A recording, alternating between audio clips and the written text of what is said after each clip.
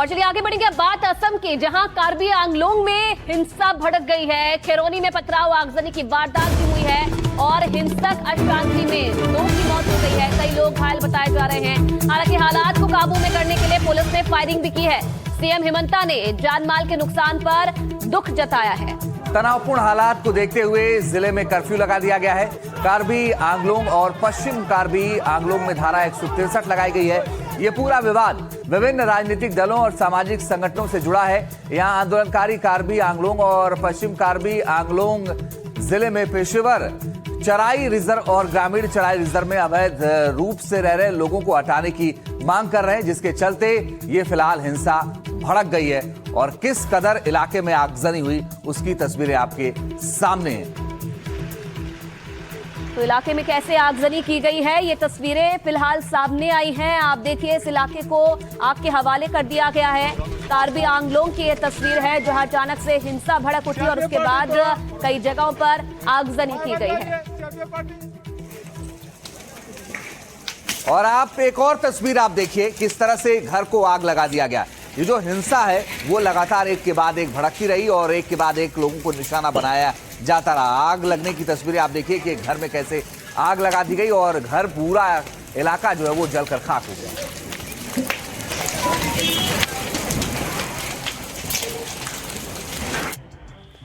अब देखिए, जो वहां पर लोग प्रदर्शन कर रहे थे, वहां पर लोगों को किस तरीके से काबू करने के लिए जो पुलिस है वहां पर लाठीचार्ज का प्रयोग भी कर रही है। हालात को काबू पाने के लिए वहां पर भारी पुलिस बल जो है तैनात किया गया है।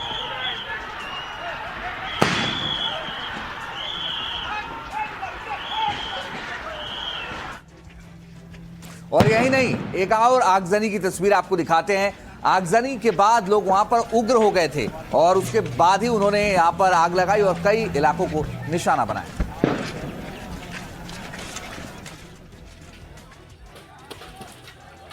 तो एक और तस्वीर आप देखिए और किस तरह से आग लगी हुई नजर आ रही है। और जो हिंसा हुई असम के कुछ जिलों में, वहां पर सिर्फ आगजनी की तस्वीरें ज्यादा आ रही हैं। और बवाल तो हुआ, इसमें कई पुलिसकर्मी भी घायल हुए हैं, एक आईपीएस अधिकारी भी घायल हुए हैं, मगर हर तरफ आगजनी की तस्वीरें सामने आई। लोग सड़कों पर उतर गए और आग लगा दी। अब ये 6 तस्वीरें हैं आपके सामने और इन 6 तस्वीरों से इस पूरी हिंसा को आप समझिए कैसे वहां पर जो प्रदर्शनकारी थे उन्होंने नुकसान पहुंचाया है। कई घरों में आग लगा दी है और इस दौरान पुलिस की पब्लिक की झड़प भी देखने को मिली। इलाके में जगह जगह आगजनी की गई।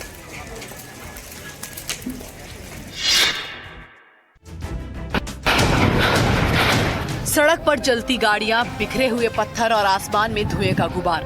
तस्वीरें असम के वेस्ट कार्बी आंगलोंग की हैं, जहां शांति की अपील चीख पुकार में बदल गई और आदिवासी जमीनों पर अतिक्रमण के खिलाफ खैरोनी इलाके में शुरू हुआ प्रदर्शन बेकाबू हो गया। प्रदर्शनकारियों ने खैरोनी में पुल पर कब्जे की कोशिश की। पुलिस ने जब उन्हें रोकने की कोशिश की तो पुलिस पर पत्थर, देसी बम और तीर कमान से हमला किया गया। दुकानों में आग लगा दी गई तो कई वाहनों को जला दिया गया। दरअसल अतिक्रमण के खिलाफ आदिवासी कई दिनों से भूख हड़ताल पर थे। पुलिस के मुताबिक इसी दौरान अफवाह फैलाई गई कि विरोध प्रदर्शन के नेता को गिरफ्तार किया गया है, जबकि उन्हें इलाज के लिए गुवाहाटी भेजा गया था, जिसके बाद प्रदर्शनकारी उग्र हो गए। इस हिंसक झड़प में 2 लोगों की मौत हो गई, जबकि 48 पुलिसकर्मी घायल हुए हैं।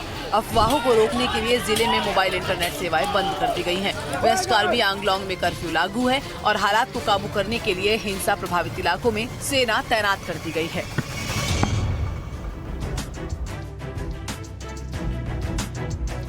तो असम के कई जिलों में हिंसा भड़क गई और आइए अब आपको बताते हैं कि आखिर ये हिंसा की।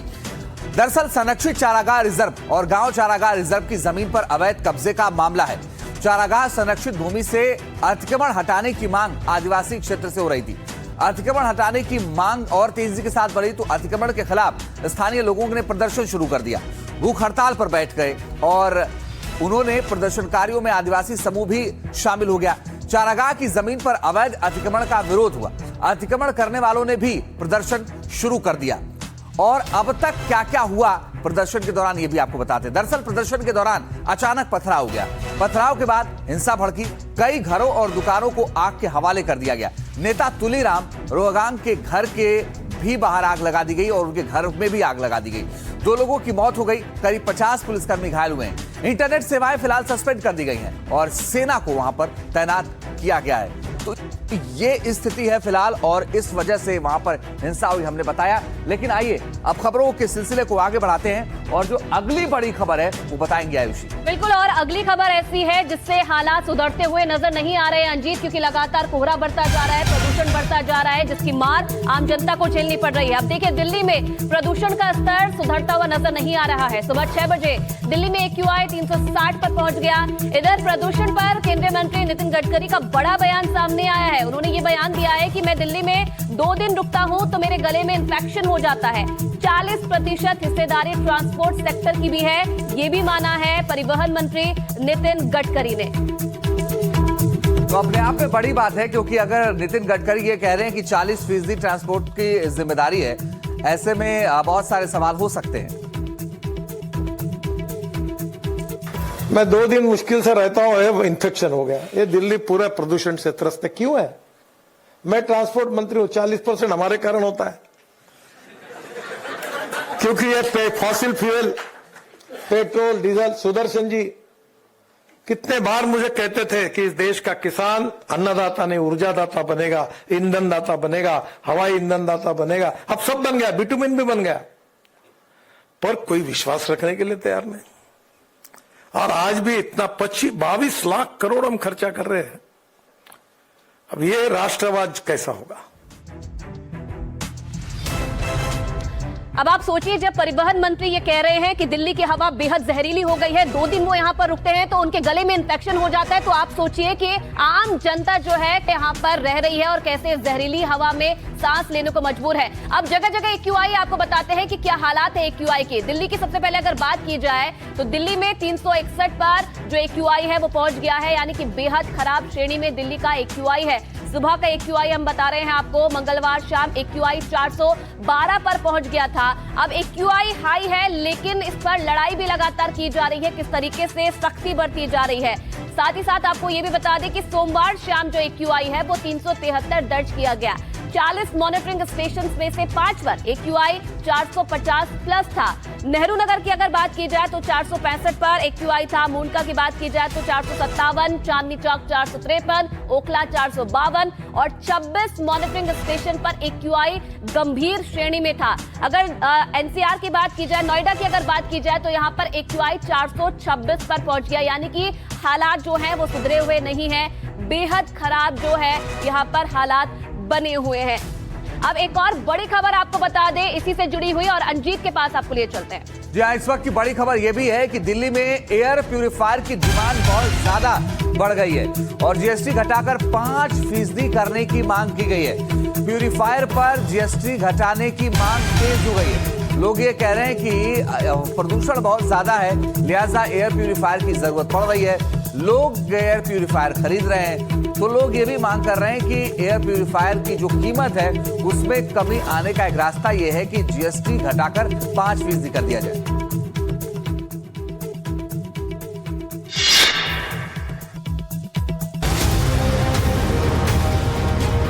दिल्ली में प्रदूषण की स्थिति जस की तस बनी हुई है। सरकार तमाम उपाय कर रही है और नए नियम बना रही है।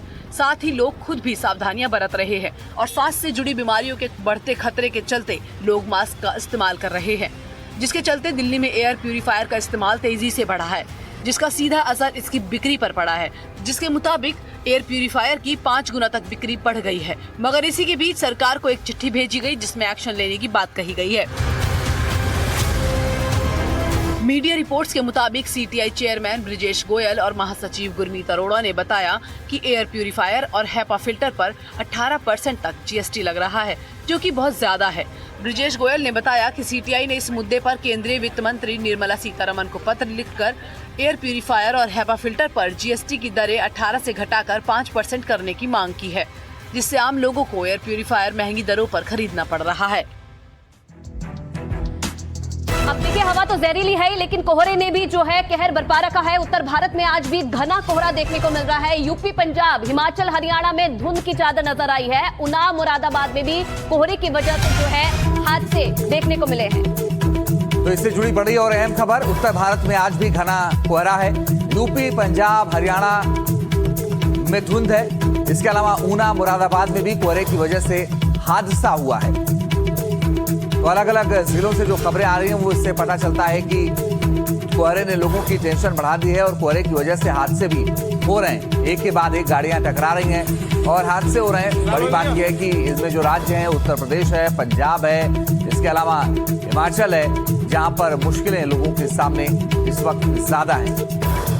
तो ये अलग अलग तस्वीरें भी हम आपको दिखा रहे हैं। आप देखिए कैसे कोहरा जो है हादसों की वजह बन रहा है और ऊना की ये तस्वीर आप देखिए कैसे अब दिल्ली के अलग अलग इलाकों की और साथ ही साथ कई और राज्यों की तस्वीरें भी आप देखिए। इंडिया गेट, आनंद विहार, गाजियाबाद में कोहरे की चादर देखने को मिली। वहीं वाराणसी, कानपुर और बीरभूम में भी जो हालात है कुछ ऐसे ही नजर आए, जहां कोहरे ने लोगों को परेशान कर दिया।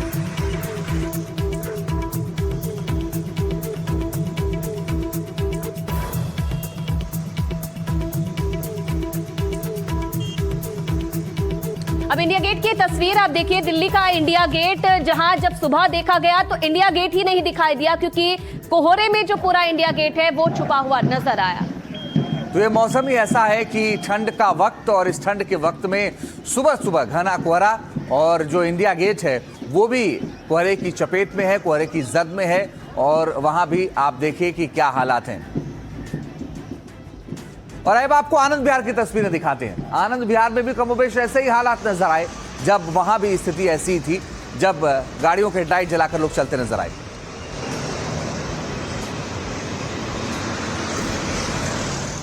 अब गाजियाबाद की तस्वीर भी आप देखिए, गाजियाबाद में भी सुबह किस तरीके से कोहरा छाया हुआ नजर आए। जब सुबह लोग निकले तो कोहरे का सामना उनको करना पड़ा।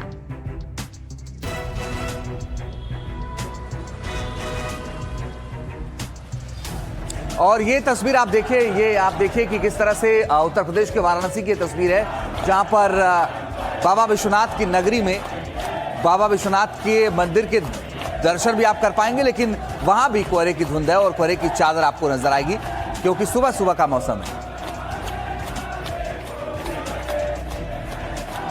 अब यूपी के कानपुर की तस्वीर भी आप देखिए, यहां पर भी आप देखिए कैसे जो कोहरा है वो छाया हुआ है। सड़कों पर जब बाहर निकले तो लाइट जलाकर उन्हें जो है सफर करना पड़ा क्योंकि कोहरे की मार इतनी ज्यादा है कि संभलकर अब चलने की हिदायत जो है प्रशासन की तरफ से दी गई है। और अब बीरभूम की तस्वीर आपको दिखाते हैं। यहां देखिए गाड़ियों की हेडलाइट जली हुई है, जितनी गाड़ियां जा रही हैं उन सबकी हेडलाइट जली हुई है और लोगों को मुश्किलों का सामना तो करना ही पड़ रहा है क्योंकि यहां की तस्वीरें बेहद भयावह। और अब अंबाला की भी तस्वीर देखिए, हालात यहां पर भी कुछ सुधरे हुए नहीं है। कोहरे की मार आप देखिए अंबाला में भी लोगों को झेलनी पड़ रही है।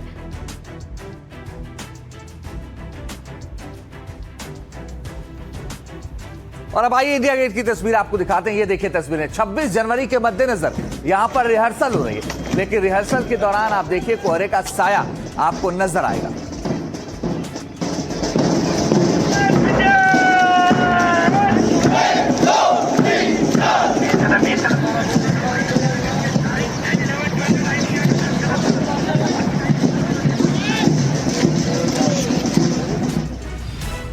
और एक और तस्वीर आप देखिए, आईजीआई एयरपोर्ट की तस्वीर है, इंदिरा गांधी इंटरनेशनल एयरपोर्ट की तस्वीर। यहां भी आपको फ्लाइट्स तो नजर आएंगी मगर फ्लाइट्स के पीछे आपको कोहरा दिखेगा।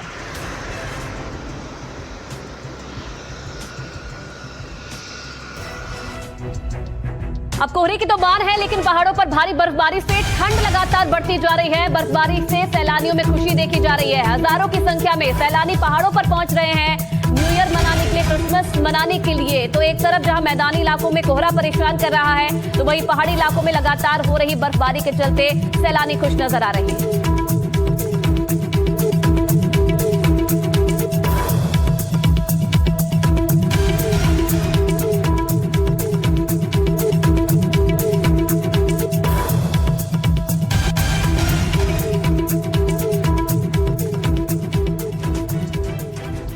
तो आइए अब तस्वीर आपको दिखाते हैं। बर्फबारी की वजह से आप पहलगाम में देखिए कि किस तरह से बर्फबारी हो रही है और इस बर्फबारी में लोग खुशी मनाते हुए नजर आ रहे हैं। बर्फ के बीच लोग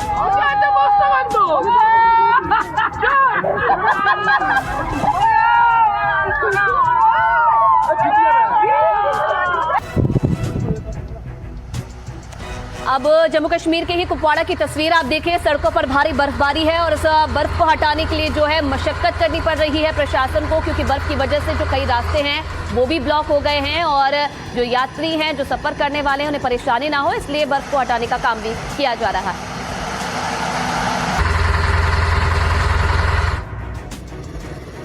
और ये देखिए अब लाहौल स्पीति की तस्वीरें, हिमाचल प्रदेश के लाहौल स्पीति की तस्वीरें, पहाड़ नजर आएगा और पहाड़ों पर बर्फबारी आपको नजर आएगी। ये तस्वीरें तो बहुत खूबसूरत हैं लेकिन बर्फ से ढकी हुई नजर आ रही है।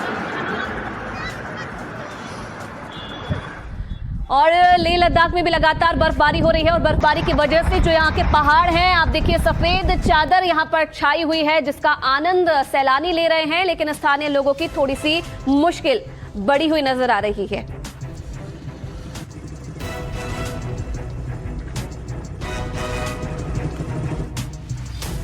और आइए अब खबरों में आगे बढ़ते हैं। अहम खबर सियासी गलियारे से। प्रियंका गांधी को लेकर कांग्रेस में बयानबाजी तेज हो गई है। इमरान मसूद के बाद रॉबर्ट वाड्रा का बयान आ गया।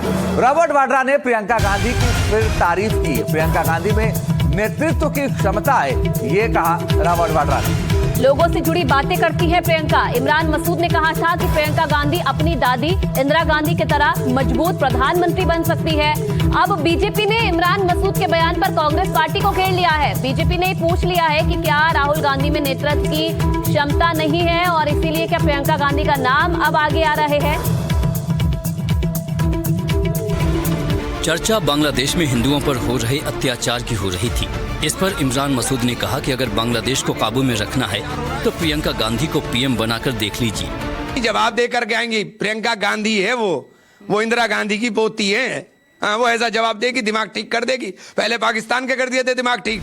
बीजेपी का दावा है कि अब कांग्रेस भी राहुल से किनारा कर रही है। जनमत तो राहुल से गया ही, जनपद में भी प्रॉब्लम है। राहुल गांधी को ना अब जनमत हासिल है, न संगत हासिल है, न समर्थन जनपद हासिल है। ये सवाल जब रॉबर्ट वाड्रा से किया गया तो उनके खुद के अरमान छलक गए। मांग तो सब जगह से है कि प्रियंका आए और मांग तो ये भी है कि मैं राजनीति में आऊं। प्रियंका के पीएम बनने की चर्चा पर यूपी के मंत्री ने कुछ इस अंदाज में चुटकी ले ली। एक कहावत है, मुंगेरी लाल के हसीन सपने, वो देखने का अधिकार सबको है। तो जैसे ही इमरान मसूद ने यह बयान दिया, उसके बाद से बीजेपी ने इस बयान को फौरन लपक लिया और बीजेपी ये कह रही है कि इस पूरे पर आप देखिए कि क्या हो रहा है। देखिए, आपको बताएं कि बीजेपी ने दावा किया कि कांग्रेस में बड़ी फूट पड़ चुकी है। हाल यह है कि प्रियंका और राहुल खेमा आमने सामने हैं। यह विवाद इमरान मसूद रॉबर्ट वाड्रा के बयान के बाद शुरू हुआ। दरअसल इमरान मसूद जो है वो बांग्लादेश पर उनसे सवाल पूछा गया तो उन्होंने कहा कि प्रियंका गांधी को पीएम बनाइए फिर देखिए, और उसके बाद उनसे पूछा गया कि राहुल गांधी क्या करेंगे तो इमरान मसूद ने कहा राहुल भी वहीं रहेंगे। उसके बाद रॉबर्ट वाड्रा ने भी इसको लेकर के बयान दिया और रॉबर्ट वाड्रा ने कहा कि प्रियंका के अंदर नेतृत्व की क्षमता है। इमरान मसूद के बयान पर रॉबर्ट वाड्रा ने कहा कि मांगे उठ रही हैं कि प्रियंका को आगे आना चाहिए। लोग ये भी चाहते हैं कि मैं भी राजनीति में आऊं। तो ये स्थिति है फिलहाल, और उन्होंने कहा कि मैं भी राजनीति में आऊं, ऐसा लोग चाहते हैं। इसके बाद शहजाद पूनावाला ने क्या कहा ये भी देखिए। बीजेपी ने इस पर खुलकर पलटवार करना शुरू कर दिया और शहजाद पूनावाला ने कहा किसी को राहुल पर भरोसा नहीं, कांग्रेस भी चाहती है कि राहुल हटाओ, प्रियंका जी को लाओ। राहुल का जनमत गया, अब जनपद में भी परेशानी है। तो ये बीजेपी की तरफ से पलटवार किया गया और बीजेपी जो है लगातार इस बयान को लपकती हुई नजर आई। तो अब देखिए कि बीजेपी ने इसको फौरन लपका और निशाना साधा कांग्रेस पर।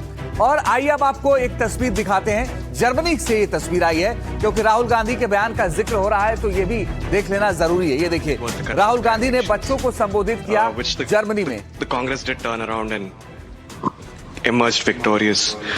One election in Telangana, we've one election in Himachal Pradesh.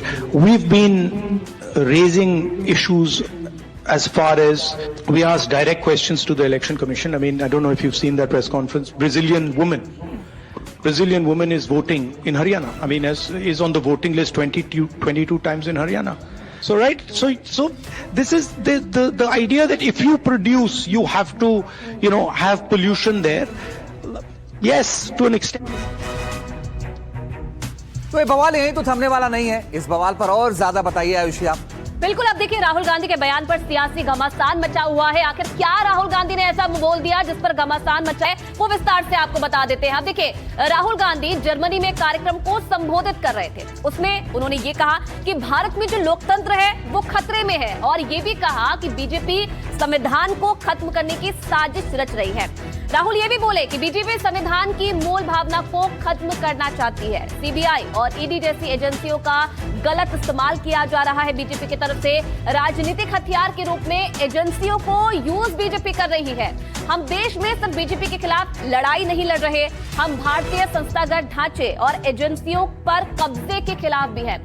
अब देखिए ये लगातार ये बयान जो सामने आया था, अब इस पर बीजेपी ने क्या पलटवार किया है। मनोज तिवारी जो बीजेपी के नेता है वो ये कह रहे हैं कि राहुल गांधी ने ये साबित कर दिया है कि वो देश के दुश्मन है। ये लोग यही चाहते हैं कि भारत वर्ल्ड लीडर ना बने, मनोज तिवारी ये कह रहे हैं। अब राशिद अल्वी कांग्रेस के नेता हैं, उन्होंने क्या कहा है, राहुल गांधी ने जर्मनी में कुछ गलत नहीं कहा, हम लोग तो देश में यही कहते हैं कि संविधान खतरे में है, राशिद अल्वी ये कह रहे हैं। अब पूर्व कांग्रेस नेता आचार्य प्रमोद कृष्णम वो क्या कह रहे हैं ये भी आपको बता दें। वो ये कह रहे हैं कि राहुल तो यही चाहते हैं कि भारत चीन के सामने समर्पण कर दे, लेकिन वो जानते नहीं कि जब तक नरेंद्र मोदी सत्ता में है पाकिस्तान, चीन, बांग्लादेश हमारा कुछ नहीं बिगाड़ सकते हैं, ये कहना है आचार्य प्रमोद कृष्णम का। अब शिवसेना शिंदे की शायना एनसी क्या कह रही हैं, राहुल विपक्ष के नेता नहीं, प्रोपेगेंडा फैलाने वाले नेता है। राहुल गांधी हमेशा विदेश में भारत का अपमान करने जाते हैं। तो ये अलग अलग रिएक्शन है राहुल गांधी के बयान पर, और क्या कुछ रिएक्शन है और क्या कुछ कहा था राहुल गांधी ने जर्मनी में, वो भी आपको एक बार सुनवा देते हैं। लोकतांत्रिक संस्थाएं स्वतंत्र रूप से काम नहीं कर पा रही हैं। सीबीआई और ईडी जैसी एजेंसियों का राजनीतिक हथियार के रूप में इस्तेमाल किया जा रहा है। एजेंसियां सिर्फ विपक्षी नेताओं पर केस दर्ज कर रही हैं। भाजपा नेताओं पर कोई केस दर्ज नहीं किया जाता। हम सिर्फ बीजेपी से नहीं लड़ रहे हैं, हम उनके भारतीय संस्थागत ढांचे और एजेंसियों पर कब्जे के खिलाफ भी लड़ रहे हैं। बीजेपी संविधान की उस मूल भावना को खत्म करना चाहती है जो सभी नागरिकों को समान अधिकार देती है। तो राहुल गांधी को आपने सुना, अब राजनीतिक दल क्या कह रहे हैं राहुल के इस बयान को लेकर, वो भी आपको सुनना चाहिए। जब भी वो विदेश जाते हैं वो भारत का अपमान करते हैं, कभी प्रधानमंत्री के ऊपर टिप्पणी, कभी सीबीआई, कभी ईडी, कभी वोट चोरी, कभी संविधान खतरे में है। अरे राहुल गांधी जी, आप एक नए स्क्रिप्ट राइटर को आपके साथ लेके जाइए जो ये स्क्रिप्ट्स लिखते जाएं और आप बोलते जाइए, क्योंकि आपका एक ही लक्ष्य है, भारत को अपमानित करना। विदेश यात्रा भारत विरोधी यात्रा है। विदेश की धरती पर भारत की संस्थाओं, भारत, भारतीयता, भारत के सनातन, भारत के कॉन्स्टिट्यूशन, भारत के लोकतंत्र को बदनाम करने का षड्यंत्र चला रहे हैं राहुल गांधी। कभी पाकिस्तान की ट्यून पर नागिन डांस करते हैं, अब चीन का महामंडन करके डिस्को डांस किया जा रहा है। राहुल गांधी क्या बोलते हैं उनको पता नहीं है। आरएसएस को समझने के लिए राहुल गांधी को कई जन्म लेना पड़ेगा। अगर विपक्ष का कोई नेता कुछ सच्चाई बताए तो उस पर बवाल बना देना, और भारतीय जनता पार्टी और प्रधानमंत्री स्वयं जाकर देश के बारे में कुछ कहें तो उसको सच्चाई बताना, ये दोहरा पैमाना सही नहीं है। और अब एक ऐसी खबर के बारे में आपको बता दें जिसे लेकर न सिर्फ देश में बल्कि पड़ोसी देशों में भी हंगामा मचा हुआ है। और बांग्लादेश से खबर ये मिल रही है जहां हिंदू अल्पसंख्यक लगातार कट्टरपंथियों के निशाने पर है। बांग्लादेशी लेखिका तस्लीमा नसरीन ने चटगांव के रोजाना का एक वीडियो शेयर किया है जिसमें हिंदू परिवारों के घरों को जला दिया गया। तस्लीमा ने अपने ट्वीट में लिखा है कि यहाँ क्रूर मुस्लिमों ने हिंदू परिवारों के घरों के दरवाजे बाहर से बंद कर दिए, पेट्रोल डाला और इन्हें आग के हवाले कर दिया। पूरा गांव राख हो गया है। हिंदू परिवार किसी तरह जान बचाकर बाहर निकले, लेकिन उनका सब कुछ जलकर खाक हो गया। और बाकायदा उसकी तस्वीरें उन्होंने जारी की हैं तस्लीमा नसरीन ने, और ये कहा है कि कुछ कट्टरपंथी लोग पहुंचे जिन्होंने पहले घर को बंद किया बाहर से और उसमें फिर आग लगा दी। एक और बड़ी खबर इससे जुड़ी आपको बता दें, बांग्लादेश में हादी मर्डर से जुड़ी हुई बड़ी खबर है। हादी के बड़े भाई ने यूनुस सरकार पर गंभीर आरोप लगाया है। यूनुस सरकार पर हादी की हत्या का आरोप लगा दिया है। फरवरी में चुनाव टालने के लिए हत्या की गई ये सीधे सीधे कहा है हादी के भाई ने। ये भी उन्होंने कहा है कि सफल नहीं होने देंगे यूनुस की साजिश। और बांग्लादेश में जिस तरीके से हंगामा बरपा हुआ है, उस बीच हादी के भाई का ये बयान सामने आया है। उन्होंने ये कहा है कि फरवरी में जो चुनाव होने थे उसे टालने के लिए हादी की हत्या कर दी गई। और क्या कुछ कहा है हादी के भाई ने, वो भी आपको सुनवा देते हैं। আপনারাই ওসমান হাদিকে হত্যা করিয়েছেন, আবার আপনারা এটাকে ইস্যু করে নির্বাচন বানচাল করার চেষ্টা করতেছেন। আপনারা যারা রাষ্ট্র ক্ষমতায় থাকাকালীন অবস্থায় ওসমান হাদিকে হত্যা করা হয়েছে, এই হত্যার দায় আপনারা এড়াতে পারবেন না। अब देखिए, बांग्लादेश में हिंदू युवक की हत्या को लेकर भारत में लगातार हंगामा जारी है। लोगों का गुस्सा सड़कों पर नजर आ रहा है। विरोध प्रदर्शन लोग कर रहे हैं और विरोध प्रदर्शन के बीच भारत और बांग्लादेश के बीच राजनयिक तनाव बढ़ गया है। दोनों देशों ने एक दूसरे के उच्चायुक्तों को तलब किया। भारत ने बांग्लादेश में हिंदुओं पर हमलों और भारतीय मिशनों को खतरे पर चिंता जताई है, जबकि बांग्लादेश में दिल्ली में अपने मिशन के बाहर हुए विरोध प्रदर्शनों पर आपत्ति जताई है। भारत ने बांग्लादेश में हालिया घटनाओं को लेकर झूठे और भ्रामक नैरेटिव को सिरे से खारिज करते हुए कहा कि अंतरिम सरकार ने अब तक ना तो जांच की और ना ही कोई ठोस साक्ष्य भारत के साथ साझा किए हैं। तो दिल्ली की तस्वीर आप देखिए, यहाँ पर बांग्लादेश उच्चायोग के बाहर किस तरीके से जो लोग हैं वो प्रदर्शन करते हुए नजर आए।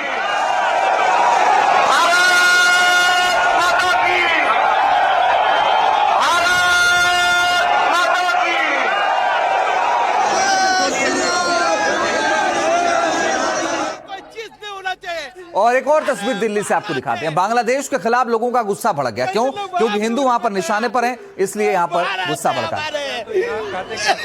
बांग्लादेश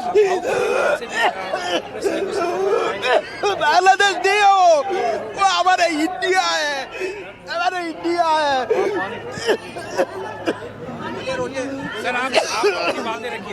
हम चाहते हैं मोदी जी बांग्लादेश को जो भाग है चिटागंग वो हमारा हिस्सा है, वो त्रिपुरा का लाइन का है, जो सिलेट है वो हमारा आसाम का हिस्सा है, वो लेके आइए, भारत के साथ जुड़िए। और जो रंगपुर है उसको भी भारत में मिलाइए। उसके बाद देखिए बांग्लादेश से क्या बसता है उसको देखिए। अब देखिए, न सिर्फ दिल्ली में बल्कि कोलकाता में भी प्रदर्शन हुआ। सड़कों पर उतरकर लोगों ने बांग्लादेश के खिलाफ जमकर विरोध प्रदर्शन किया।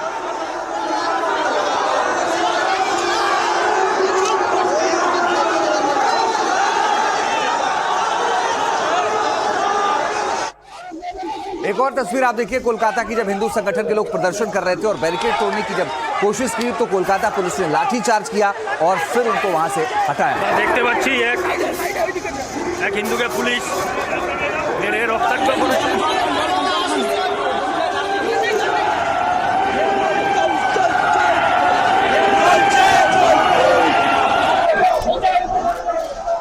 अब देखिए, ना सिर्फ कोलकाता में बल्कि बीरभूम में भी लोगों ने प्रदर्शन किया है। हाथों में मशाल लेकर जो लोग हैं वो सड़कों पर उतरकर बांग्लादेश के खिलाफ नारेबाजी करते हुए नजर आए।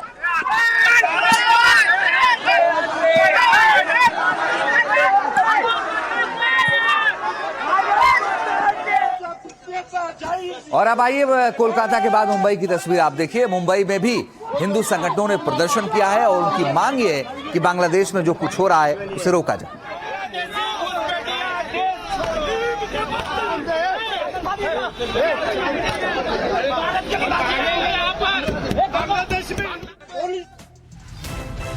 तो आपको बताएं कि भारत और नेपाल में कई जगहों पर बांग्लादेश की यूनुस सरकार के खिलाफ प्रदर्शन हो रहा है और ये प्रदर्शन चल रहा है। लेकिन बावजूद इसके आपको बता दें कि ये देखिए आप हालात आप देखिए किस तरह से बांग्लादेश में जो हो रहा है उसके खिलाफ लोगों का आक्रोश किस तरह से, चाहे जम्मू कश्मीर की बात हो, राजस्थान की बात हो, उत्तराखंड की बात हो, नेपाल की बात हो, सारे जगहों पर आपको बताएं कि इस वक्त प्रदर्शन चल रहा है। और इन सभी जगहों पर आपको बता दें कि प्रदर्शन हो रहा है, लोगों के अंदर गुस्सा है। मध्य प्रदेश है, महाराष्ट्र है, इसके अलावा आप देखिए दिल्ली है, उत्तर प्रदेश है, इसके साथ ही और जगहों के नाम आपको बता रहे हैं। पश्चिम बंगाल की तस्वीरें हमने आपको दिखाई, त्रिपुरा में इस तरह से प्रदर्शन हुए, असम में आपको बताएं कि नाराजगी लोगों को देखी गई। इसके अलावा आप देखिए कि जो अलग अलग राज्य हैं वहां पर हालात ऐसे ही हैं कि वो लगातार बिगड़ते जा रहे हैं। और आइए आपको बताते हैं कि इस प्रदर्शन को लेकर के लोगों ने किस तरह से क्या कहा है, ये आपको सुनना चाहिए। अगर हम हिंदुस्तानियों ने बांग्लादेशियों को हिंदुस्तान में ढूंढ कर भगाना चालू कर दे फिर क्या होगा? फिर वहां की सरकार रोना चालू कर देगी। हिंदुस्तान में रहकर जो बांग्लादेश से प्यार करते हैं उनको भी कहना चाहता हूं, अब समय आ चुका है, जो भी हिंदुस्तान में बांग्लादेशी रहता है उसको बाहर निकालो और बांग्लादेशी घुसपैठियों भारत छोड़ो, भारत छोड़ो। अगर हम लोगों को मौका मिला तो हम लोग बांग्लादेश जाके यूनुस खान का पुतला भी फूके, यूनुस खान को भी फूकेंगे। ये पूरी तरह से जो है हिंदुओं का विरोधी है। बांग्लादेश को उड़ाना पड़े चाहे पाकिस्तान को उड़ाना पड़े, हिंदुओं पर अत्याचार अगर नहीं बंद हुआ तो लट से लट बजा देंगे, पाकिस्तान में घुसकर पाकिस्तान की और बांग्लादेश की औकात दिखा देंगे। यहाँ का हिंदू उत्तर प्रदेश का यदि चल गया ना तो आतंकवाद का क्या सभी लोगों का दशा बिगाड़ देगा। ये हिंदुओं में काबिलियत है और हिंदू अपनी औकात को समझता है और आपकी औकात को पूरा दिखाने की सक्षम रखता है। बांग्लादेश ने ये बता दिया कि अल्पसंख्यक हो जाओगे तो तुम्हारी दशा क्या होगी, और हम पश्चिम बंगाल को जब तक तोड़ेंगे नहीं इन जिहादियों को तब तक छोड़ेंगे नहीं। बांग्लादेश पर जल्दी से जल्दी आक्रमण किया जाए, हम जान देने के लिए भी तैयार हैं। सैनिकों को भेजकर रोडों पे घूम रहे हैं जो कट्टरपंथी लोग हैं, उनको कब्जे में लिया जाए, उनको गोली मारी जाए। कट्टरपंथियों पे नकेल लगाए और भारत के अंदर अवैध बांग्लादेशी घुसपैठी को बाहर निकालना चाहिए। दीपू अकेला नहीं चला है, उस दीपू के साथ साथ मैं भी वो दीपू हो सकती हूँ, आप भी वो दीपू हो सकते हो जो आगे जलाए जाएंगे जब तक हम स्टेप इन नहीं करते। ये जिहादी यूसुफ जी, उनको जो नोबेल पीस प्राइज मिलता है वो पीस प्राइज भी वापस लिया जाए और उस जिहादी के अगेंस्ट एक्शंस लिए जाए। हिंदू ना अपराध जैसा हो गया है, वहाँ इस्लामिक कट्टरवाद इतना हावी हो गया है, वहाँ का मरने वाला मुसलमान, मारने वाला मुसलमान, तो हिंदू का क्या लेना देना। मोदी जी से प्रार्थना करते हैं, मोदी जी देश आगे बढ़ रहा है, हिंदू बचाओ। तो लोगों का गुस्सा आपने देखा, लेकिन बांग्लादेश के मुद्दे पर नेपाल के पूर्व प्रधानमंत्री डॉक्टर बाबूराम भट्टाराय से बात की हमारे सहयोगी हिमांशु शेखर मिश्रा ने, वो भी आइए आपको दिखाते हैं। बांग्लादेश में जो घटनाक्रम रहा है, हमने देखा एक तरह का पूरे साउथ एशिया में एक अपराइजिंग की स्थिति है। बांग्लादेश में जो अभी स्थिति और जिस तरह से हिंदुओं पे हमला हो रहा है बांग्लादेश में, आप कैसे देखते हैं उसको? वो जब बांग्लादेश में जो दुखद घटनाएं हो रहे हैं, हम बहुत चिंतित हैं, वो होना नहीं चाहिए था। अब बांग्लादेश और नेपाल जैसे देश पहले ही इकोनॉमिकली पिछड़े हुए थे। कुछ दशक तक इन बांग्लादेश में जो स्थिरता हुआ था, जो उनका विकास हो रहा था, हम सोच रहे थे वो सही दिशा में जा रहा है। तो अकस्मात वहाँ फिर जो गवर्नमेंट के खिलाफ में विद्रोह जो लास्ट ईयर हुआ, अब आगे फिर अभी जो चल रहा है, जो सांप्रदायिक दंगे वहाँ हो रहे हैं, धार्मिक आड़ में लोगों को हत्या किया जा रहा है, ये बिल्कुल गलत है, ऐसा नहीं होना चाहिए। मैं मानता हूँ ये जल्दी इसका समाधान निकल जाएगा। माइनॉरिटीज का प्रोटेक्शन होना चाहिए बांग्लादेश में, हिंदुओं पे तो वही मतलब होता है, मेजॉरिटी माइनॉरिटी को हमेशा रक्षा करे, वो तो उसका दायित्व बनता है, हर डेमोक्रेटिक गवर्नमेंट का दायित्व बनता है। इसमें बाकी देशों की भी भूमिका है आपको लगता है, जो हिंदुओं पे जिस तरह से हमला हो रहा है उसको रोकने के लिए? हिंदू नहीं तो बाकी हिंदू और मुस्लिम और बाकी जो भी किसी को भी पेनलाइज नहीं करना। जिस देश में जो माइनॉरिटी होते हैं, मेजॉरिटी का जो गवर्नमेंट होता है उनको प्रोटेक्ट करना होता है। तो आपको बताएं कि नेपाल में भी विरोध प्रदर्शन हो रहा है, उसकी भी तस्वीरें आइए आपको दिखाते हैं किस तरह से नेपाल में प्रदर्शन बांग्लादेश को लेकर के हो रहा है, क्योंकि हर तरफ सिर्फ एक आवाज है कि जो बांग्लादेश में हो रहा है वो अच्छा नहीं हो रहा है, हिंदू टारगेट पर है, ये अच्छा नहीं। सरकार मुर्दाबाद,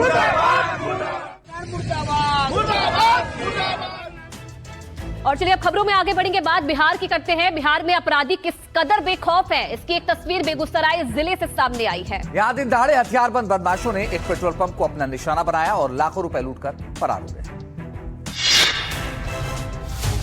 और बदमाशों की पेट्रोल पंप कर्मचारी के साथ लूटपाट की ये वारदात सीसीटीवी कैमरे में रिकॉर्ड हो गई, जिसमें बदमाश सरेआम पिस्टल लहराते दिखाई दिए। लूट की ये वारदात चेरिया बरियारपुर थाना इलाके में श्रीपुर पंचमुखी चौक के पास हुई, जहां कुछ नकाबपोश बदमाश सफेद रंग की स्कॉर्पियो कार में पेट्रोल पंप पहुंचे और हथियार के बल पर धावा बोलकर पंप कर्मचारी से लाखों की नकदी लेकर फरार हो गए। वारदात के वीडियो में दिखाई दिया कि बदमाशों के मन में कानून का कोई खौफ नहीं था। पेट्रोल भरवाने के बहाने आए इन अपराधियों में एक बदमाश ने पिस्टल निकाली और कर्मचारी को डराते हुए लूटपाट शुरू कर दी। पेट्रोल पंप के मालिक के मुताबिक बदमाशों ने 2 अलग अलग कर्मचारियों से करीब 1.25 लाख रुपए की लूटपाट की। पहचान छिपाने के लिए बदमाशों ने गाड़ी की नंबर प्लेट पर मिट्टी लगा रखी थी ताकि पुलिस उन्हें ट्रैक न कर सके। पेट्रोल पंप मालिक की शिकायत के बाद पुलिस ने मामला दर्ज किया है। और सीसीटीवी फुटेज के आधार पर बदमाशों की तलाश शुरू कर दी है।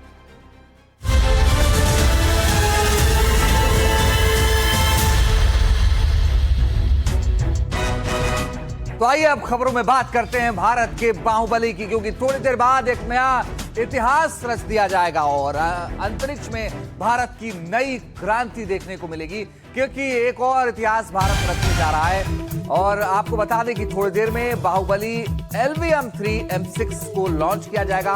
LVM-3M6 लॉन्च करेगा अमेरिकी satellite next gen communication satellite Blue Bird 6। तो ये तैयारी पूरी हो गई है और अब मात्र 15 मिनट का वो समय और उसके बाद लॉन्च होगा ये सैटेलाइट। और उसकी तस्वीरें भी हम आपको दिखा रहे हैं। आप देखिए किस तरीके से जो तैयारी है पूरी कर ली गई है और इसरो खुद इसके बारे में पल पल की जो जानकारी है वो सोशल मीडिया पर साझा कर रहा है। और थोड़ी देर का वो समय होगा जब बाहुबली LVM-3M6 लॉन्च किया जाएगा।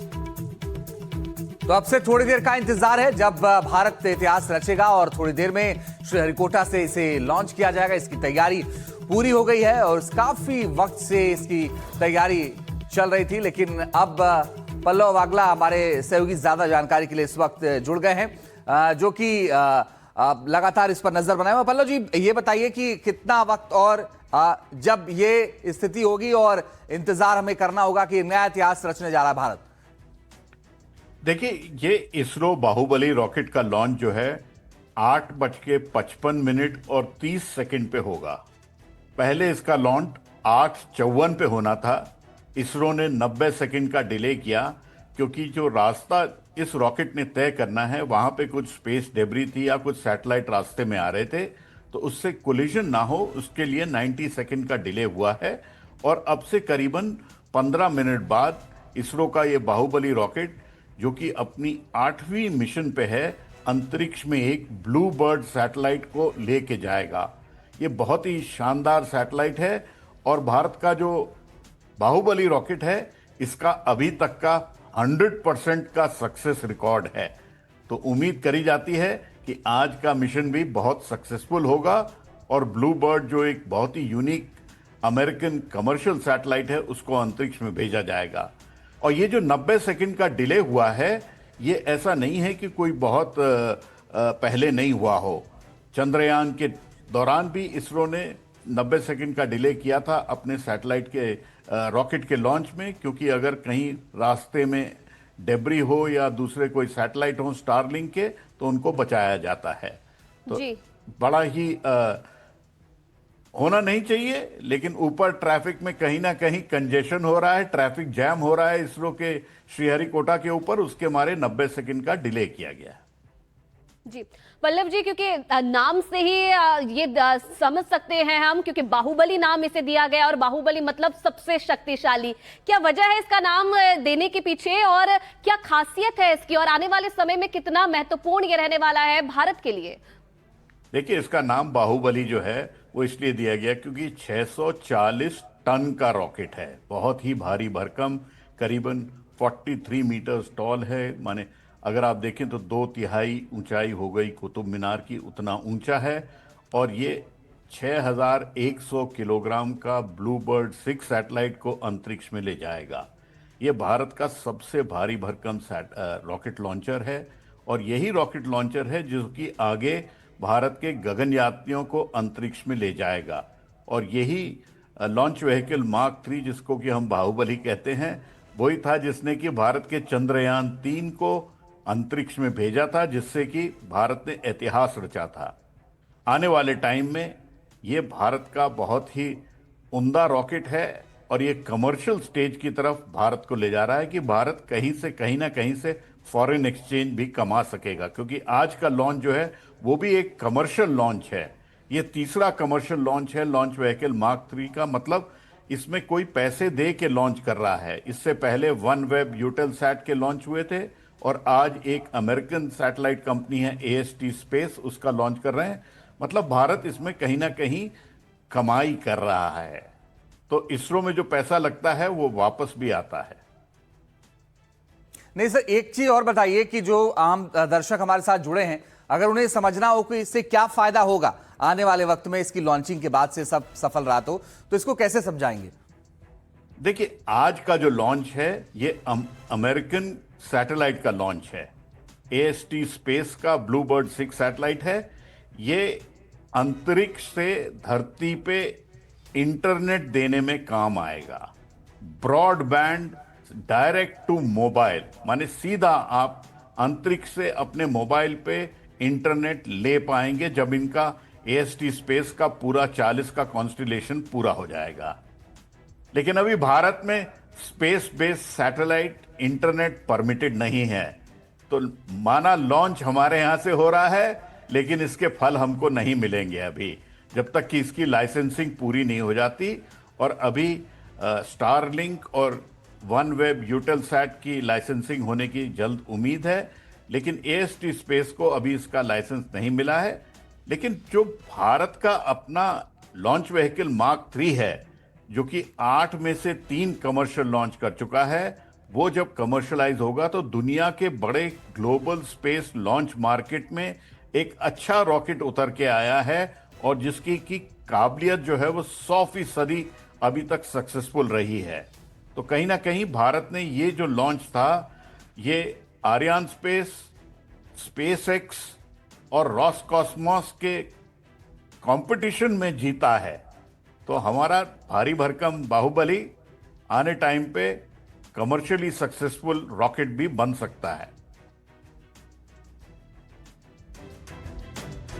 तो बिल्कुल आप कह रहे हैं कि ये कमर्शियली सक्सेसफुल रॉकेट लॉन्च बन सकता है, लेकिन इससे जुड़ी जो अहम खबर है वो भी हम दर्शकों को एक बार फिर से बता देते हैं, क्योंकि आने वाले वक्त में भारत की नई क्रांति है। और आप ये देखिए कि अंतरिक्ष में भारत की नई क्रांति होने जा रही है। एक और इतिहास रचेगा इसरो, और उसकी तैयारी लगभग पूरी हो चुकी है। थोड़ा ही और वक्त बचा है, बल्कि 10 मिनट से कम का वक्त बचा, 8 मिनट के आसपास का वक्त बचा है जब इसे लॉन्च किया जाएगा। बिल्कुल, काउंटडाउन भी शुरू हो गया है। आप देखिए 8 मिनट 3 सेकंड 2 सेकंड, और उसके बाद जो है लॉन्चिंग होगी बाहुबली की, और LVM-3 M6 से लॉन्च किया जाएगा। अमेरिकी सैटेलाइट है, next gen communication satellite Bluebird.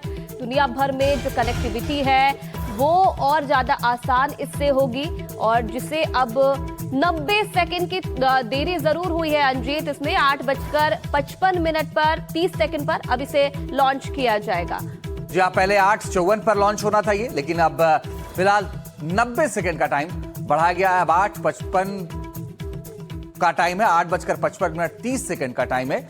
अब इसे फिलहाल बढ़ा दिया गया है। पल्लव अगला हमारे सहयोगी लगातार बने हुए हैं। पल्लव जी, एक बड़ी बात यह है कि अंतरिक्ष की दुनिया में हम एक नई क्रांति कर रहे हैं, और हर वक्त एक नई खोज में हमारे जो साइंटिस्ट हैं वो लगे रहते हैं। ये अगर हम इसको लॉन्ग टर्म में देखें तो आपने कहा कि एक तरीके से एक बड़ा फायदा आने वाले वक्त में होगा। वो कैसे फायदा होगा, क्या होगा, जरा इसके बारे में बताइए। भारत का जो अंतरिक्ष का विजन है वो बहुत लंबा है। बीच में हमारे पास कम्युनिकेशन सैटेलाइट लॉन्च होंगे, नेविगेशन सैटेलाइट लॉन्च होंगे, पाकिस्तान और चाइना पे नजर रखने के लिए हमारे सर्वेलेंस सैटेलाइट लॉन्च होंगे। लेकिन उसके आगे जो प्रधानमंत्री नरेंद्र मोदी का सपना है कि पहले हमारा गगनयान होना चाहिए, जिसमें कि एक भारतीय को अंतरिक्ष में भेजा जाए 2027 तक, उसके बाद भारतीय अंतरिक्ष स्टेशन बने 2035 तक, और 2040 तक एक भारतीय को चांद की सतह पे पहुंचाया जाए। तो बहुत लंबा विजन है, इसको पूरी क्लियरेंस मिल चुकी है, पैसा पूरा दे दिया जा चुका है सरकार द्वारा। तो इसकी जो एक मैराथन है वो चालू हो चुकी है।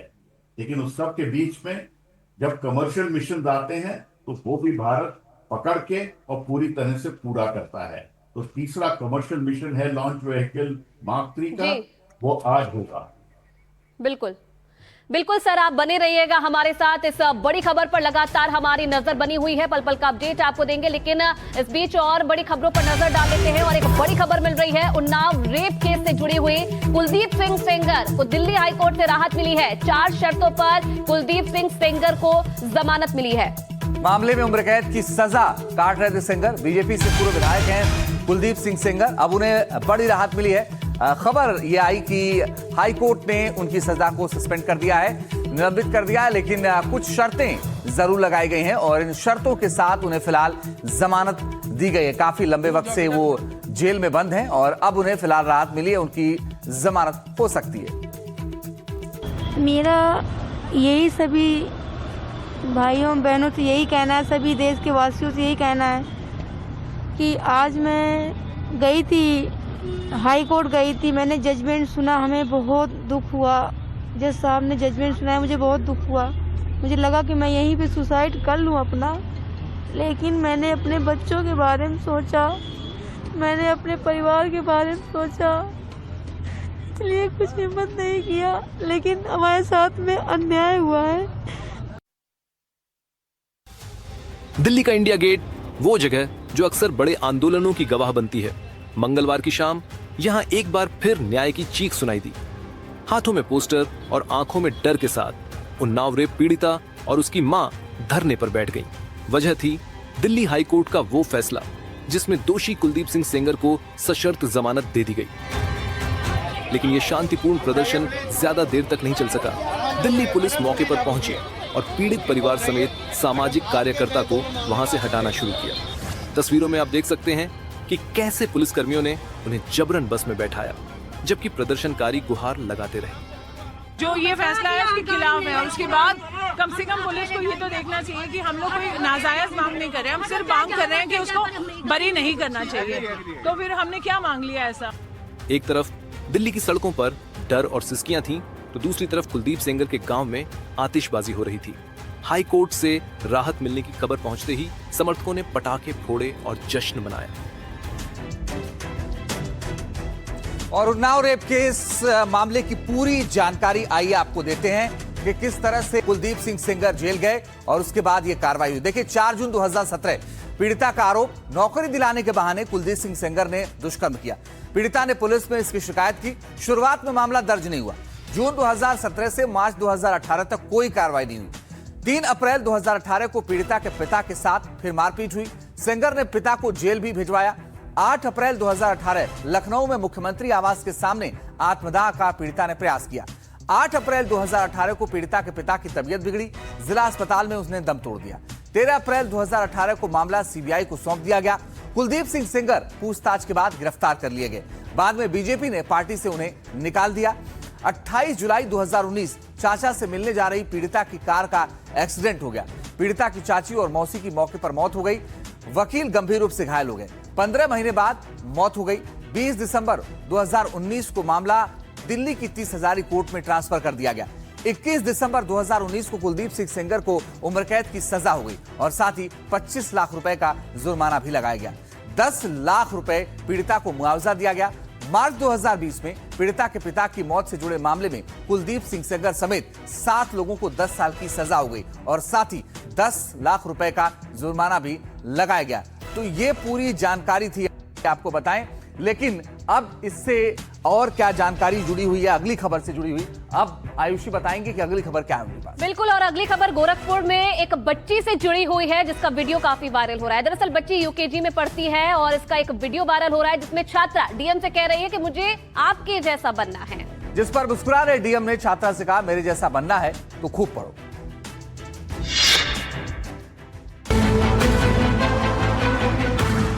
गोरखपुर के शाहपुर सरस्वतीपुरम निवासी होम्योपैथ डॉक्टर धर्मेश की 6 साल की बच्ची का वीडियो वायरल हो रहा है। बच्ची की जिद थी कि वो गोरखपुर के डीएम से मिले।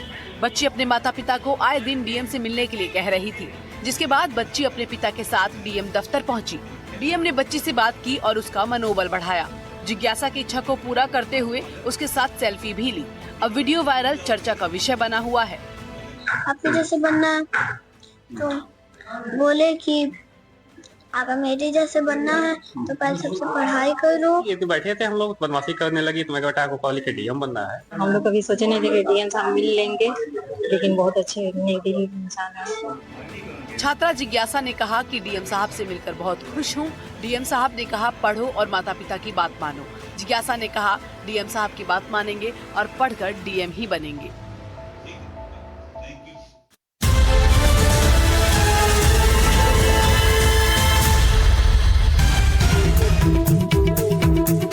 और इस बीच बड़ी और अहम खबर, कुछ सेकंड में बाहुबली LVM-3M6 लॉन्च होगा, जहां पर कुछ ही सेकंड का वक्त बचा है और ये तस्वीरें भी अब सामने आने लगी हैं। आप ये देखिए कि अंतरिक्ष में भारत की नई क्रांति और जो टाइमलाइन है वो आप देखिए। काउंटर जो है वो 1 मिनट कुछ सेकंड का बचा हुआ नजर आ रहा है। जब यहां से लॉन्चिंग होगी श्रीहरिकोटा से, और इसकी तैयारी पूरी हो गई है। और कम्युनिकेशन सैटेलाइट है ब्लू वर्ल्ड 6 और इसकी लॉन्चिंग का वक्त बेहद करीब आ चुका है। और T0 पर S200 बूस्टर्स प्रथम चरण का प्रज्वलन शुरू होगा। We are 40 seconds away from T0. The viewers may watch out for the swing out of the cryo arms and the acoustic suppression system starts its operation. Real-time programs activated. VSPP open. Minus 25 seconds. Minus 20 seconds. Ignition arms down. Minus 15 seconds. 10, 9, 8, 7, 6, 5, 4, 3, 2, 1, 0. Both S200 motors ignited. LVM-3 M6 Bluebird Block 2 mission, a majestic liftoff. The rocket is beautifully searing through the bright Sriharikota sky. Plus 20 seconds. LVM-3 M6 rocket का सफलतापूर्ण उत्थापन द्वितीय प्रमोचन मंच से और अपनी उद्दिष्ट कक्षा की ओर बढ़ चला है। LVM-3 M6 रॉकेट दोनों ठोस नोदक वाले S200 बूस्टर्स प्रज्वलित हैं।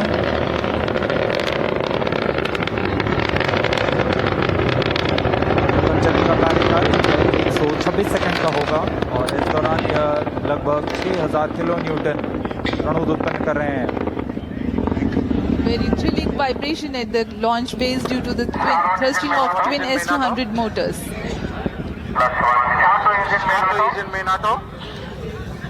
बहुत ही साफ नज़ारा देखने को मिल रहा है। यहाँ उपस्थित लोगों को बहुत ही रोमांच का अनुभव हो रहा होगा। बहुत दूर तक हम इस यान को देख पा रहे हैं और मुमकिन है कि प्रथम चरण का प्रक्षेपण भी देख सकेंगे। Each S200 motors generates 5,952 kilonewtons. Burn duration for present mission is 132.5 seconds.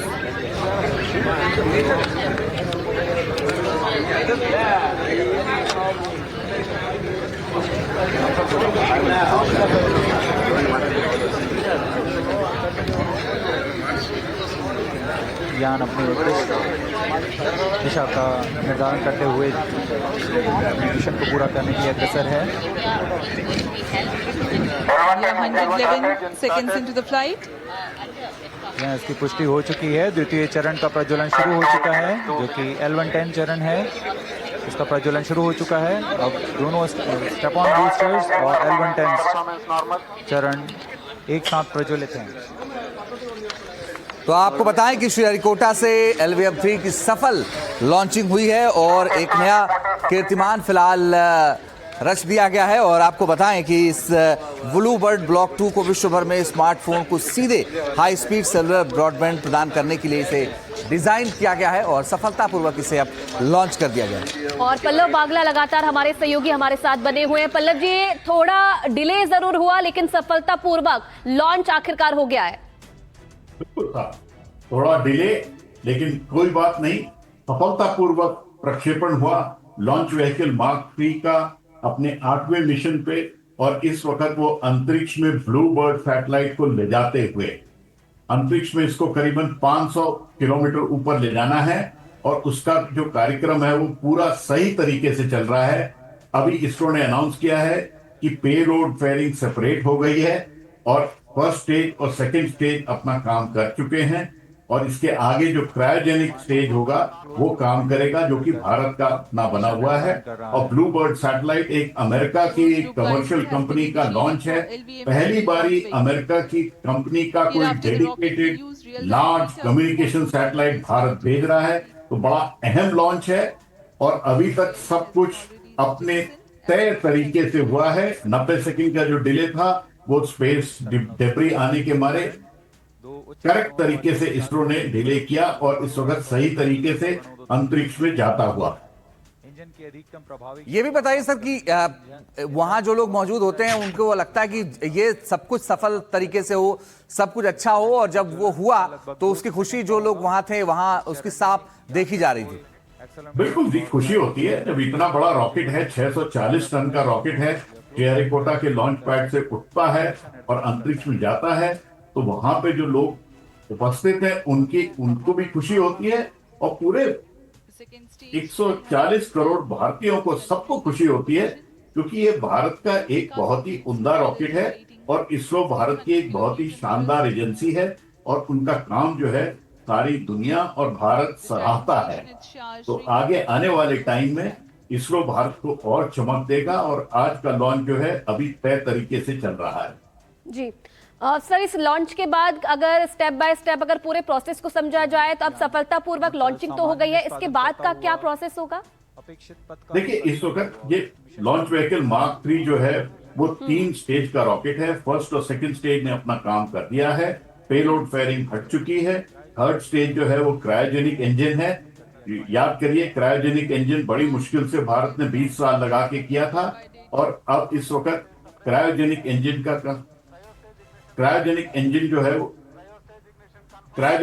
जो है वो प्रचलित हो चुकी है और एक बहुत बड़ा मुकाम है भारतीय लॉन्च व्हीकल मार्क 3 का कि क्रायोजेनिक इंजन एकदम अपने तरीके से काम कर रहा है और अंतरिक्ष में ब्लू बर्ड सैटेलाइट को ले जाने का काम है इसरो के लॉन्च व्हीकल मार्क 3 का, वो बिल्कुल सही तरीके से चल रहा है। तो बाहुबली अभी तक अपनी 8वीं लॉन्च में बिल्कुल नॉर्मल तरीके से काम कर रहा है और ये AST स्पेस के लिए भी बड़ी खुशी की बात होगी। सर, ये जो सैटेलाइट गया, इसे लॉन्च किया गया LVM 3, इसका फायदा अभी हमें नहीं मिलेगा अंतरिक्ष में जाने के बाद, लेकिन तकनीकी तौर पर क्या फायदा आने वाले वक्त में मिल सकता है हमको?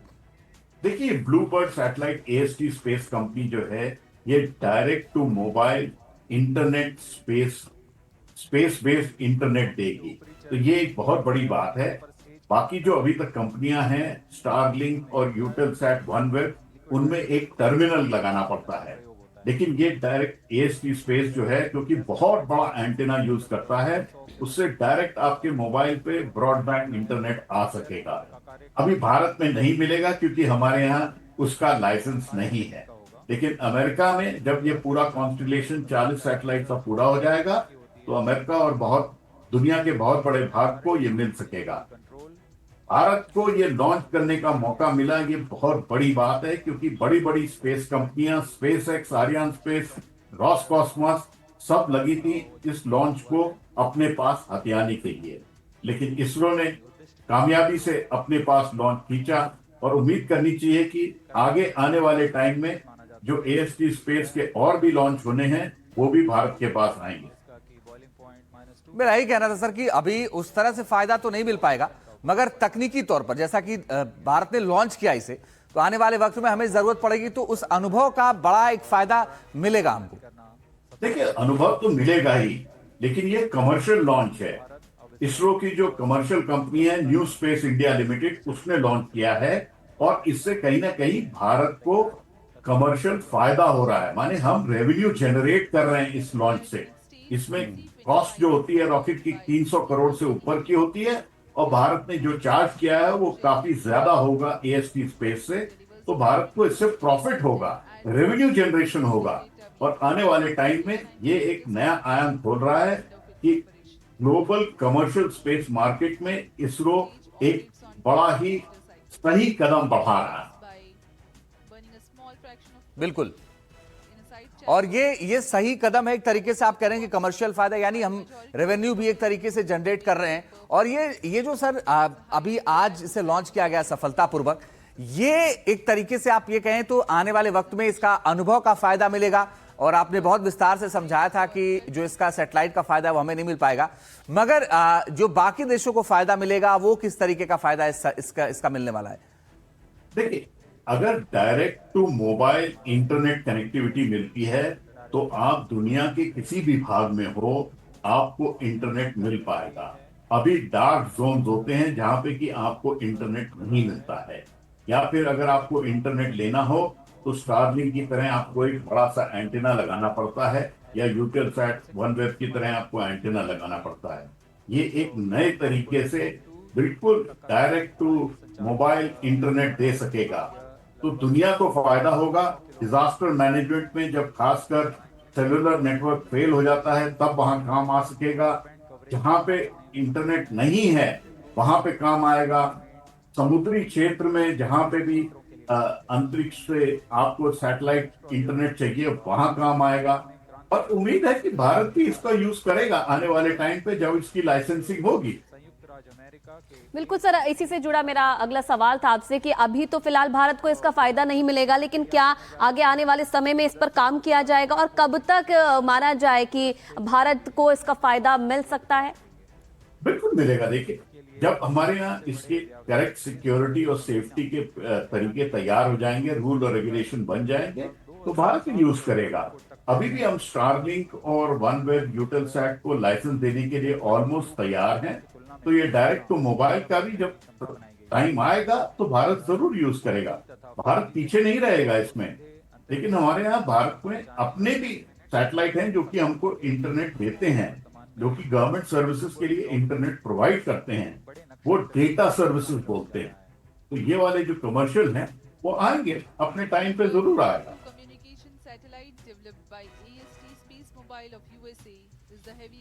जी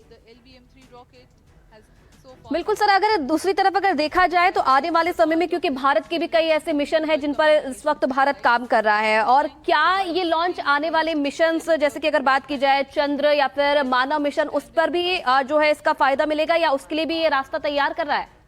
बिल्कुल, देखिए जो रॉकेट है लॉन्च व्हीकल मार्क 3, ये आने वाले चंद्रयान 4 और 5 मिशन, चंद्रयान 4 मिशन के लिए खासकर यूज किया जाएगा। और इसी का एक वेरिएंट है, मतलब एक थोड़ा और सोफिस्टिकेटेड वर्जन, जिसको कि ह्यूमन रेटेड लॉन्च व्हीकल कहते हैं, वो भारत के गगनयान में काम आएगा, जिसमें श्रीहरिकोटा से भारत के गगन यात्री को अंतरिक्ष में भेजा जाएगा। और उम्मीद है कि 2027 में ये अंजाम दिया जाएगा। तो ये रॉकेट जो है जितना यूज किया जाता है उससे उतना एक्सपीरियंस बढ़ता है और उतना ही लोगों का कॉन्फिडेंस इस रॉकेट पे बढ़ता है।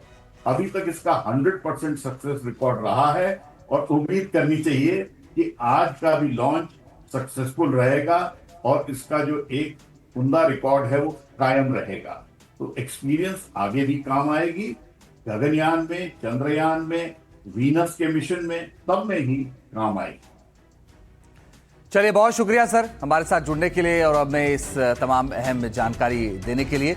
तो पल्लव बागला हमारे सहयोगी जुड़े थे जिन्होंने बताया कि ये किस तरह से एक बड़ी क्रांति है और एक सफल लॉन्चिंग के बाद से एक बड़ा अनुभव भी मिलेगा।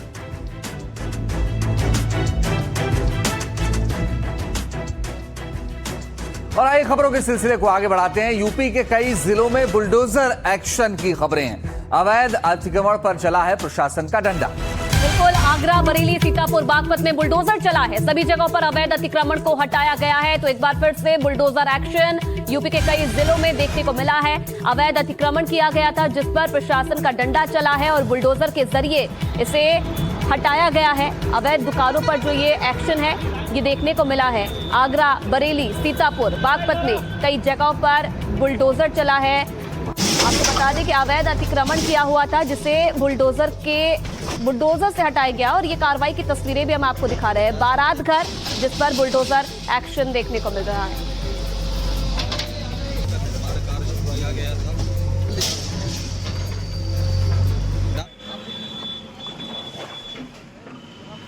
तो ये तस्वीर आप देखिए, सीतापुर की ये तस्वीर है। उत्तर प्रदेश के सीतापुर में बुलडोजर एक्शन हुआ है और एक एक करके जो कार्रवाई है वो हो रही है। देखिए, अवैध जो अतिक्रमण था उसको फिलहाल ढहाया गया है और इस दीवार को गिरा दिया गया है।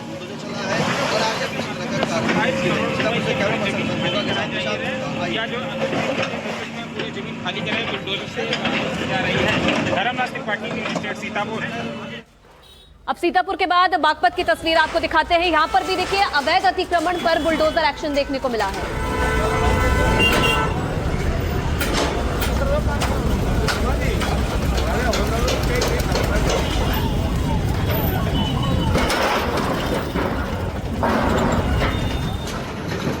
और आगरा की तस्वीर भी आप देख लीजिए, क्योंकि आगरा में भी अवैध अतिक्रमण के खिलाफ बुलडोजर चल रहा है, बुलडोजर एक्शन हो रहा है।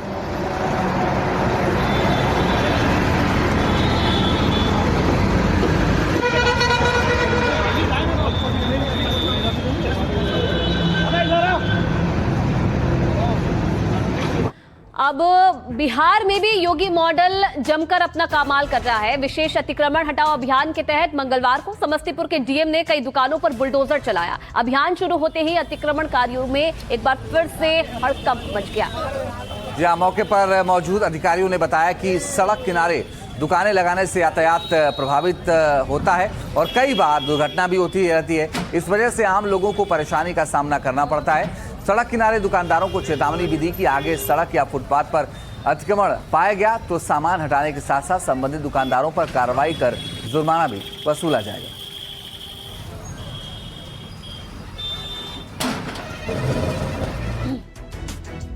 झीलों के शहर भोपाल में इन दिनों विकास और पर्यावरण के बीच एक बड़ी जंग छिड़ी है। यहाँ अयोध्या बाईपास को 6 लेन बनाने के लिए पेड़ों पर कुल्हाड़ी चलाई जा रही है और प्रशासन के इस फैसले के खिलाफ अब जनता और विपक्ष पर सड़क पर उतर आया है। जनता और विपक्ष और पेड़ों के काटे जाने के खिलाफ जमकर प्रदर्शन हो रहा है।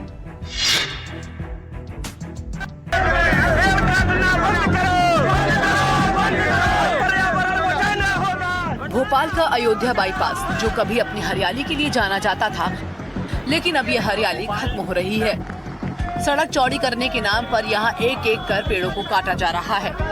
विकास के नाम पर पेड़ों की कटाई से स्थानीय लोगों का गुस्सा 7वें आसमान पर है और वो प्रशासन के इस फैसले के खिलाफ सड़क पर उतर आए हैं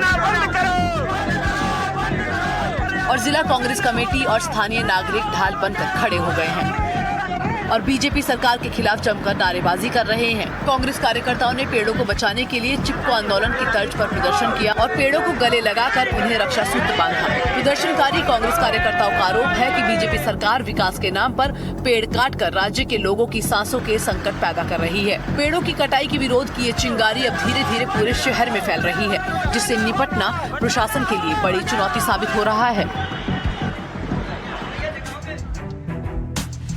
और उधर फिरोजपुर में रोड रेज का मामला सामने आया है। स्विगी के डिलीवरी बॉय की बेरहमी से पिटाई कर उसे घायल कर दिया गया। मारपीट का सीसीटीवी वीडियो भी सामने आया है और पीड़ित रवि का अस्पताल में इलाज जारी है।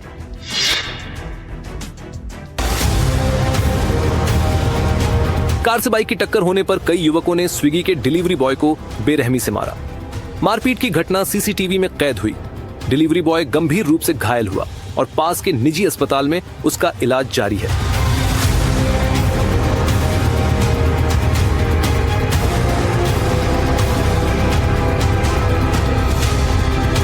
पुलिस ने 4 से 5 अज्ञात आरोपियों के खिलाफ केस दर्ज कर लिया है। आरोपी अभी गिरफ्त से बाहर हैं। इस घटना की सीसीटीवी फुटेज सामने आई है, जिसमें आरोपी रवि की बेरहमी से पिटाई करते हुए दिख रहे हैं।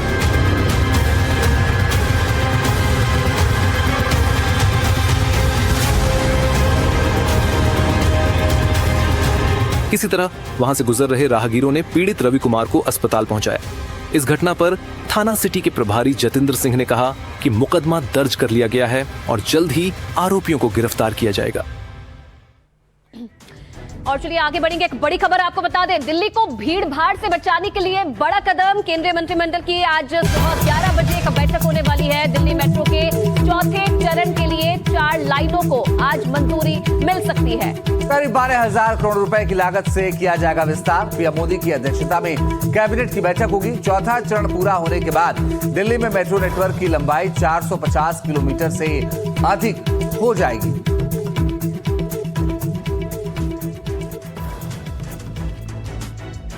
और चलिए अब खबरों में आगे बढ़ेंगे। बात लखनऊ के केजीएमयू की, जहां लव जिहाद और धर्मांतरण के मामले में बड़ी खबर सामने आई है। आरोपी छात्रों को केजीएमयू प्रशासन ने सस्पेंड किया है। उस पर अवैध धर्मांतरण की कोशिश के तहत एफआईआर दर्ज की है। यह मामला तब सामने आया जब बंगाल से आई एमडी पैथोलॉजी की छात्रा के पिता ने सीएम पोर्टल पर शिकायत दर्ज कराई। शिकायत में आरोप लगाया कि उत्तराखंड के रहने वाले अल्पसंख्यक समुदाय के युवक ने उनकी बेटी पर धर्म बदलने का दबाव बनाया। लड़की जून 2025 में मास्टर्स कोर्स के लिए केजीएमयू आई थी। इसी दौरान उसकी दोस्ती आरोपी छात्र से हुई। दोस्ती बढ़ी तो शादी की बात सामने आई। पीड़िता के पिता ने शिकायत में कहा कि लड़की ने धर्मांतरण से इनकार किया, लेकिन उस पर दबाव बनाया गया। इसी तनाव में बेटी ने सुसाइड की कोशिश की। कॉलेज प्रशासन ने लड़की को मानसिक, भावनात्मक और मनोवैज्ञानिक सपोर्ट देने की तैयारी की है। पिता से भी संपर्क करने की कोशिश की है ताकि पूरी जानकारी ली जा सके। शिकायत के बाद दोनों छात्र कॉलेज नहीं आते। प्रशासन उनसे संपर्क करने की कोशिश कर रहा है ताकि जांच पूरी की जा सके। सोशल मीडिया प्लेटफॉर्म के जरिए दोस्ती करते वक्त कई लोग धोखे का शिकार हो जाते हैं। ऐसा एक मामला उत्तर प्रदेश के मुरादाबाद से सामने आया है। जी हाँ, यहाँ सोशल मीडिया पर एक युवक ने नाम बदलकर हिंदू युवती से दोस्ती की और उससे मिलने पहुंच गया, लेकिन स्थानीय लोगों की सतर्कता से मामला पुलिस तक पहुंच गया और युवती धोखे का शिकार होने से बच गई।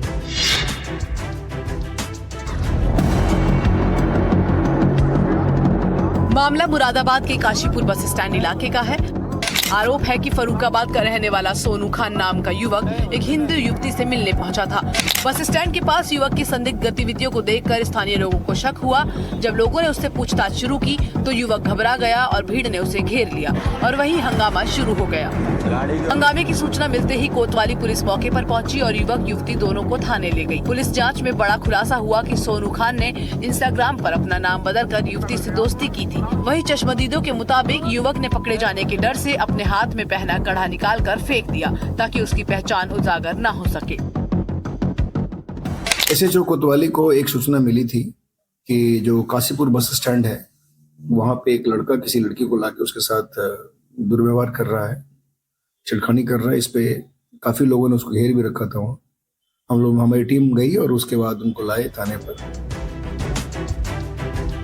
और अब यूपी के कानपुर से बड़ी खबर मिल रही है, जहां 60 लाख के मोबाइल चोरी में एक बड़ा खुलासा हुआ है। पुलिस ने 5 लोगों को मामले में गिरफ्तार किया है और इनके कब्जे से कई चोरी के मोबाइल फोन भी बरामद किए गए हैं। तो इस वक्त की बड़ी और अहम खबर आपको बताएं कि इस पूरे मामले में कई गिरफ्तारियां भी हुई हैं। 5 गिरफ्तारी होने की भी बात सामने आ रही है। माना ये जा रहा है कि पुलिस ने बड़ा खुलासा किया है और अब और भी गिरोह के सदस्य गिरफ्तार हो सकते हैं और ये पता चल सकता है कि किस कदर ये पूरा रैकेट चल रहा था। 60 लाख रुपए की मोबाइल चोरी का खुलासा हुआ है और इस खुलासे के बाद हड़कंप मच गया। पता चला कि ये लोग एक रैकेट बनाकर चोरी करते थे।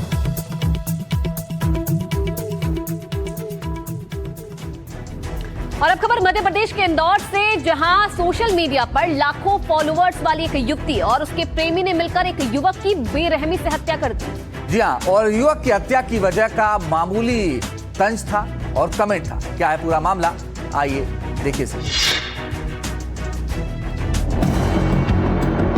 इंदौर, जिसे मध्य प्रदेश के सबसे शांत शहरों में गिना जाता है, यहाँ से एक रूह कपा देने वाली वारदात हुई। आरोप है कि एक सोशल मीडिया इन्फ्लुएंसर ने अपने दोस्तों के साथ मिलकर एक युवक को मौत के घाट उतार दिया।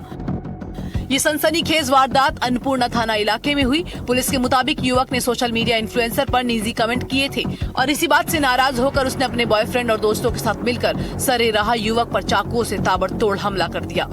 वारदात में घायल युवक ने अस्पताल में दम तोड़ दिया। वहीं वारदात के बाद चारों आरोपी शहर छोड़कर फरार हो गए और खाटू श्याम मंदिर जाने की फिराक में थे। लेकिन इंदौर पुलिस ने सीसीटीवी और लोकेशन ट्रेस करते हुए उन्हें उज्जैन के पास हिंगोरिया से धर दबोचा। मतलब उज्जैन से इनको हिरासत में लिया। अब चारों आरोपी हमारा थाना अन्नपूर्णा की टीम का हिरासत में, उनका लगातार पूछताछ जारी चल रहा है और उनके खिलाफ कानून का विधिवत कार्रवाई हो जाएगी।